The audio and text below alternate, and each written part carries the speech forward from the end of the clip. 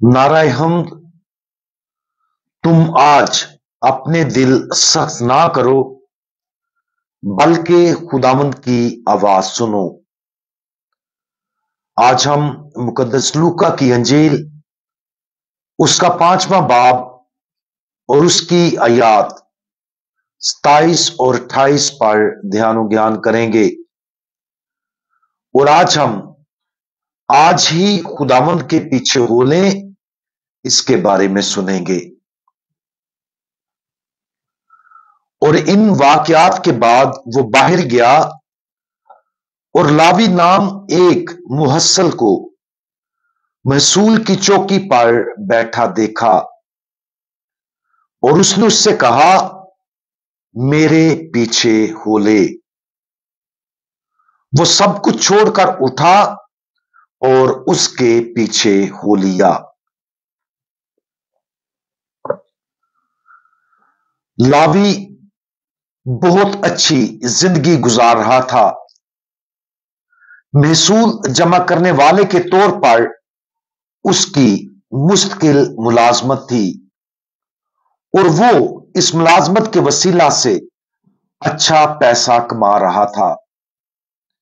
लेकिन एक ही लम्हे में उसने ये सब कुछ खुदावंद यीशु मसीह की पैरवी करने के लिए छोड़ दिया, और उसकी जिंदगी फौरी तौर पर अच्छाई के लिए तब्दील हो गई। लावी के बुलावे की इस मुख्तसर कहानी पर हमें गौर करना चाहिए। अगरचे हमने गालबन पहले ही मसीह की पैरवी करने का इंतखाब कर लिया है, लेकिन इस इंतखाब को हर रोज मजीद मजबूत और गहरा करने की जरूरत है। और लावी की गवाही हमें ऐसा करने की तरगीब देती है।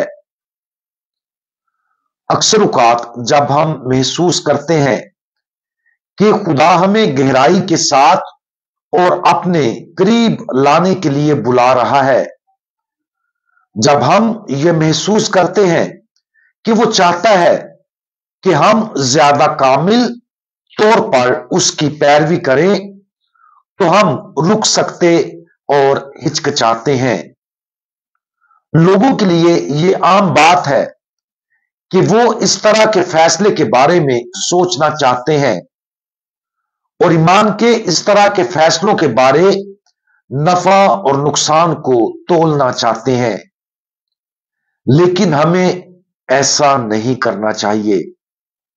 बाकी सब को छोड़कर मसीह की पैरवी करने के लिए लावी के फौरी इंतखाब की गवाही हमें दी गई है, ताकि लावी की तरह जब हमें दावत दी जाए, हम भी सब कुछ छोड़कर मसीह यस्सु की पैरवी करने का इंतखाब करें। यस्सु आज किस तरह हमें लावी की तरह एकदम पैरवी करने की दावत दे रहा है। वो हमें किस चीज से दूर रहने के लिए बुला रहा है, ताकि मोहब्बत के साथ और कामिल तौर पर उसकी मुकम्मल खिदमत कर सकें। अगर हमें इस सवाल का जवाब नहीं मालूम, तो बहरहाल फिर भी खुदावंद को हां कहें। उसे बताएं कि हम लावी की पैरवी करना चाहते हैं, और यह कि हम पूरे दिल के साथ खुदावंद की पाक मर्जी पूरा करने और उसकी खिदमत के लिए अपने आप को वक्फ करना चाहते हैं।